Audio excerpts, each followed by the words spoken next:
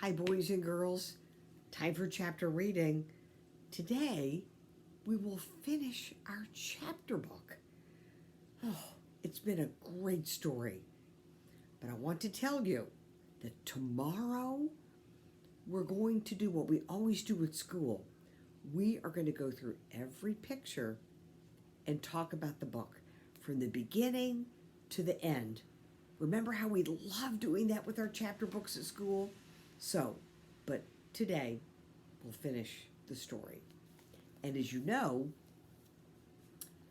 Ma and Pa are leaving the prairie. They're moving on because they built their house too close to Indian territory.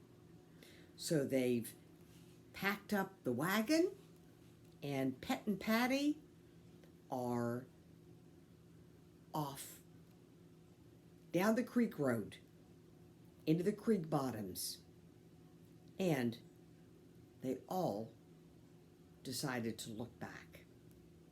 As far as they could see, to the east and to the south and to the west, nothing was moving on the vastness of the high prairie. Only the green grass was rippling in the wind, and white clouds drifted in the high clear sky. "It's a great country, Caroline," Pa said, "but there will be Indians and wolves here for many a long day." The little log house and the little stable sat lonely in the stillness. Then Pet and Patty briskly started onward. The wagon went down from the bluffs into the wooded creek bottoms, and high in a treetop, a mockingbird began to sing. "I never heard a mockingbird sing so early," said Ma. And Pa answered softly, "He's telling us goodbye." They rode down the low hills to the creek. The ford was low, an easy crossing. On they went across the bottoms where antlered deer stood up to watch them passing, and mother deer and their fawns bounded into the shadows of the woods, and up between the steep red earth cliffs.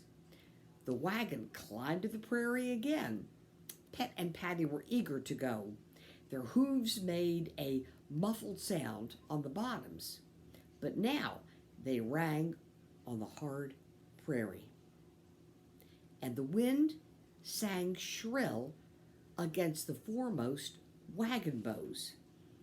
Pa and Ma were still and silent on the wagon seat, and Mary and Laura were quiet too. But Laura felt all excited inside. You never know what will happen next, nor where you'll be tomorrow when you're traveling in a covered wagon. At noon, Pa stopped beside a little spring to let the Mustangs eat and drink and rest. The spring would soon be dry in the summer's heat, but there was plenty of water now.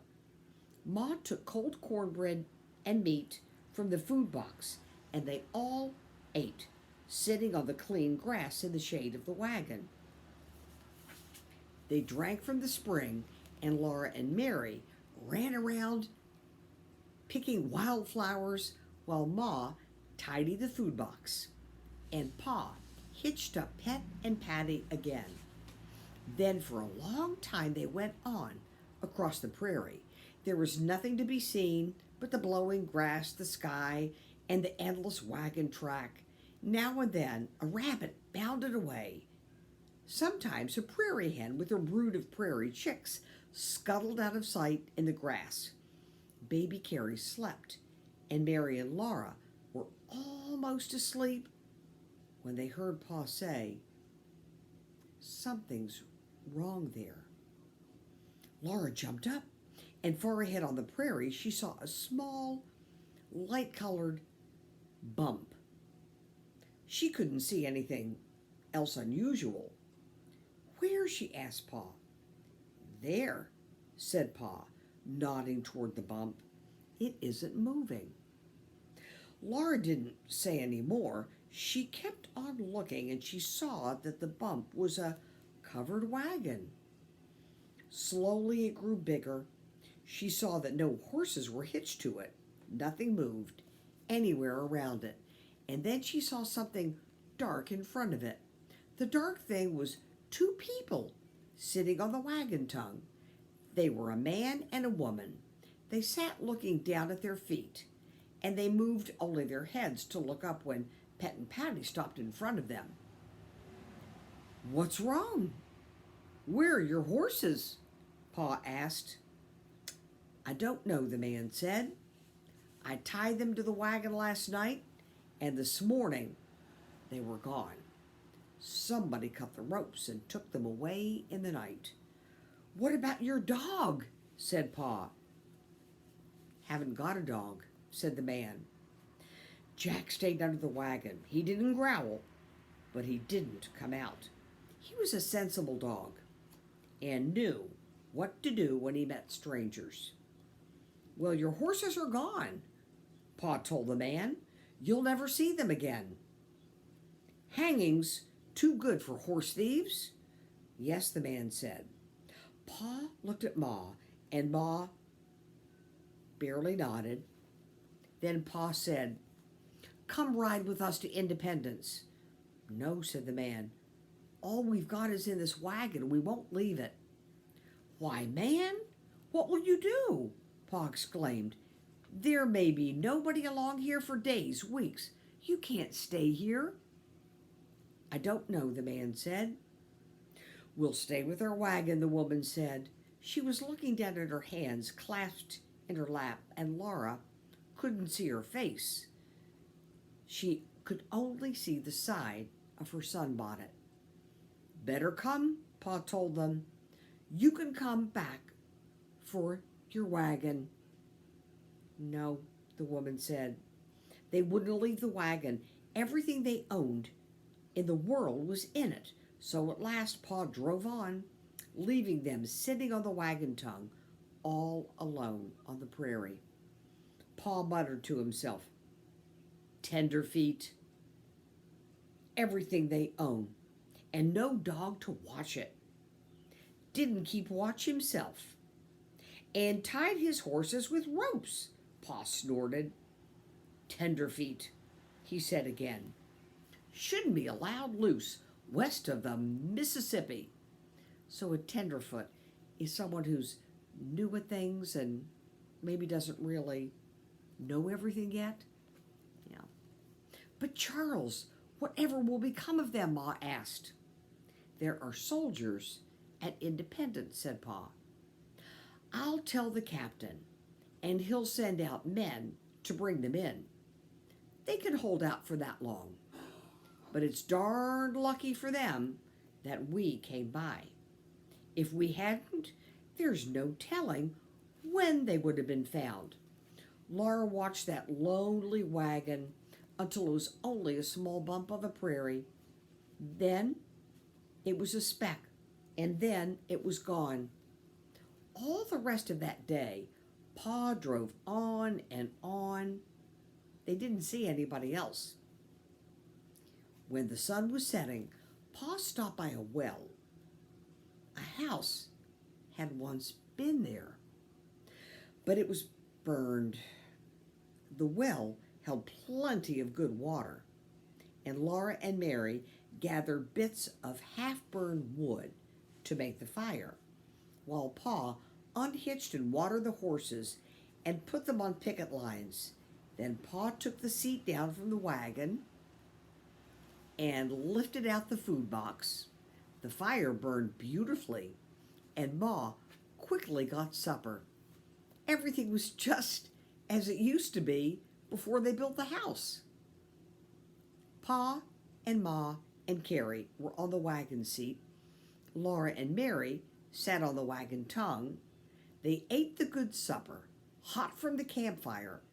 Pet and Patty and Bunny munched the good grass, and Laura saved bits for Jack, who mustn't beg, but could eat his fill as soon as supper was over. Then the sun went down far away in the west, and it was time to make camp ready for night. Pa chained Pet and Patty to the feed box at the end of the wagon. He chained Bunny to the side, and he fed them all their supper of corn. Then he sat by the fire and smoked his pipe, while Ma tucked Mary and Laura into bed and laid baby Carrie beside them. She sat down beside Pa at the fire, and Pa took his fiddle out of the box and began to play. "Oh, Susanna, don't you cry for me," the fiddle wailed, and Pa began to sing. "I went to California with my washpan on my knee, and every time I thought of home, I wished it wasn't me." Do you know, Caroline, Pa stopped singing to say, "I've been thinking what fun the rabbits will have eating the garden that we planted." "Oh, don't, Charles," Ma said. "Never mind, Caroline," Pa told her. "We'll make a better garden. Anyway, we're taking more out of Indian Territory than we took in." "I don't know what," Ma said, and Pa answered, "Why, there's the mule." Then Ma laughed, and Pa and the fiddle sang again. "In Dixieland I'll take my stand and live and die in Dixie. Away, away, away down south in Dixie." They sang with a lilt and a swing that almost lifted Laura out of bed.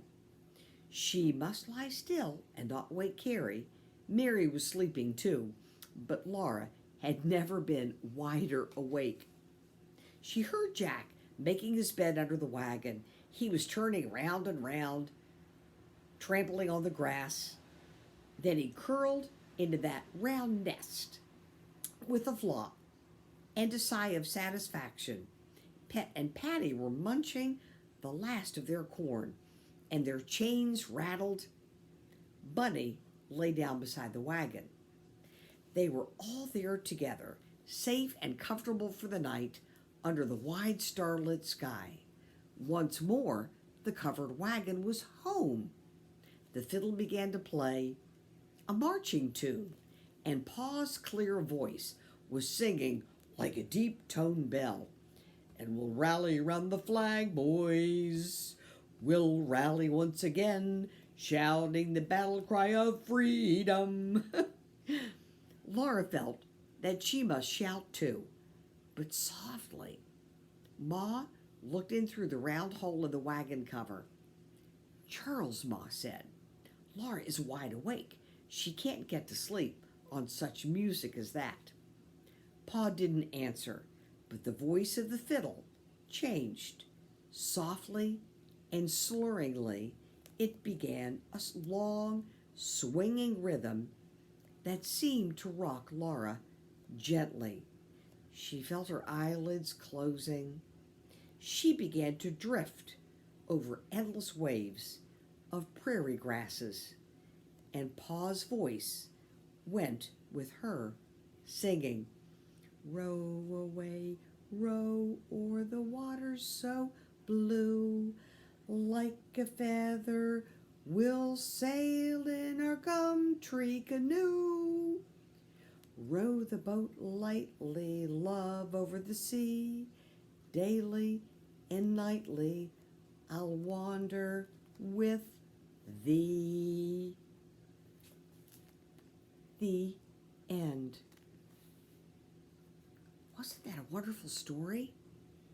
They went all the way from the little house in the big woods to the little house on the prairie. And now they're moving on again. What an adventure. I hoped you liked this book as much as I did. It's wonderful. So, tomorrow, I'll be here. We're going to go through every picture and talk again about the wonderful book. Okay? Thank you, Aqua Roomers. See you tomorrow. Bye.